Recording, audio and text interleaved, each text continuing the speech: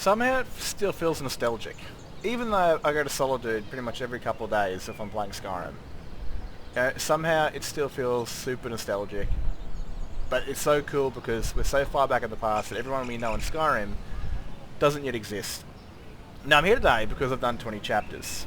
And I want to talk a bit about a character that I reference quite a bit through my character Centaurus Gavianus.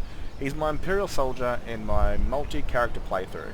And I thought I'd kind of give you guys some updates on this and kind of show you who he is and how my Skyrim character is much older than my ESO character in terms of certain things, but a lot of my Skyrim character is adapted to what I made for my ESO character. Now I don't roleplay in online games, I do my own thing. Now I take inspiration from this story from Elder Scrolls Online and I put it into Skyrim. Of course we've seen this man's helm before, in Centaurus' dream when he goes to get... well, I'll show you, pretty much.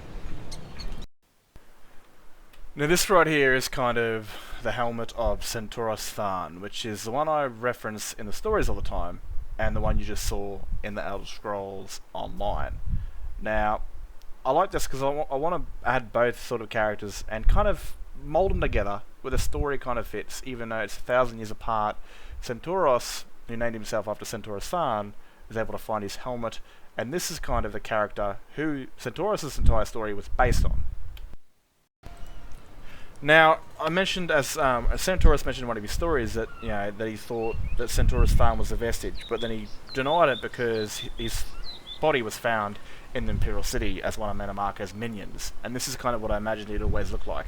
I always imagined that he would look like this. Now, the reason because of that is because the Imperial City fell, and when I first started the game, when it first came out, I think you were walking towards the Imperial Prison District, and then it cut to another scene where you're inside the prison district, you were led down the stairs, you were led up into a table, and then you were sacrificed. I got something similar to that when I started a new character in ESO today. I don't think it was the full thing, but I think this was pretty much designed back then when you had to go to Cold Harbor at the very start of the game. And this was kind of to introduce you into the story, where you were captured in the Imperial City. The story for Centaurus was that he was in the Imperial City when the Plague Mold happened. He tried to get civilians out of the Imperial City, but the bridge was basically run into by a Daedric Titan and it collapsed, and he had to fight until he could no longer fight, and he was captured, imprisoned, and killed. So let me show you that scene real quick. It's kind of this scene here, but I think it was a bit... I don't know if it's the exact same one, but you were pretty much chained and led all the way to a table, and people were sacrificed in front of you, until eventually it was your turn, and you died, and Centaurus basically ended up as one of his corpses, where he would go to Cold Harbor, what was left of him, and then be remade when he touched the Sky Shard, being remade into the physical world again.